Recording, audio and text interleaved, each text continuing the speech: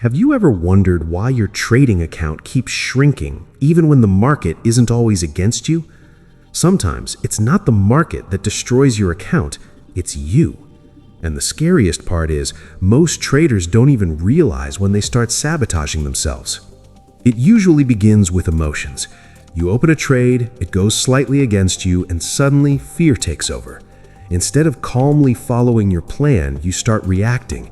You move your stop loss further away, hoping the market will reverse. But it doesn't. The loss grows bigger. Now, guilt and panic step in. You promise yourself you'll be more disciplined next time, but right now you just want this trade to turn green. This is the first step of self-destruction, refusing to accept a small, controlled loss and letting it snowball into a big one. Then there's greed.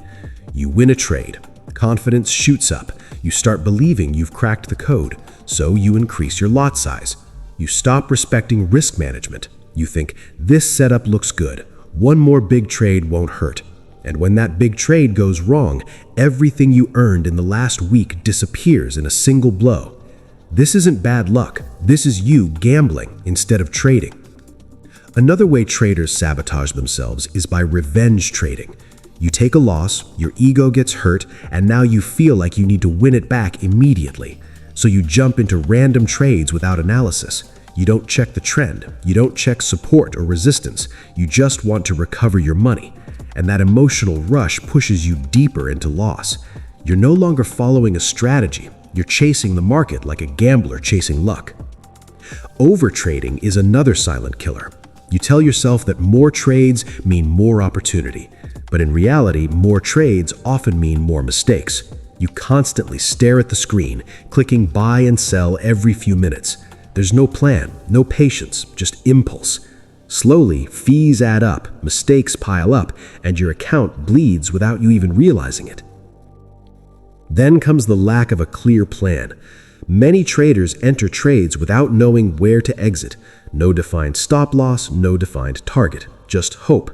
But hope is not a strategy. When the market moves against you, you freeze.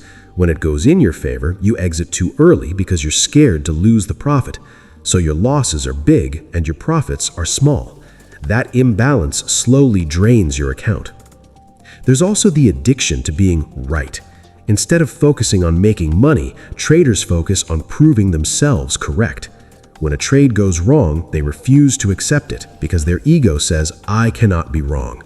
So they hold on, and the market punishes them for it. The truth is, even the best traders are wrong many times. The difference is, they cut their losses early. You don't. And let's not forget inconsistency. You keep changing strategies. One week it's price action, next week indicators. Then someone on YouTube suggests something new. You never stick to one system long enough to master it, so your results stay random. No structure, no data, no improvement. Finally, many traders sabotage themselves because they treat trading like a shortcut to wealth, not a skill. They don't study, they don't journal trades, they don't review mistakes. They just keep depositing money and blowing accounts. Trading punishes impatience and ignorance, always. So in the end, the real enemy is not the broker, not the market, not the news. The real enemy is lack of discipline, emotional decisions, greed, fear, ego, and impatience. When you fix yourself, your trading improves. When you don't, you keep repeating the same painful cycle.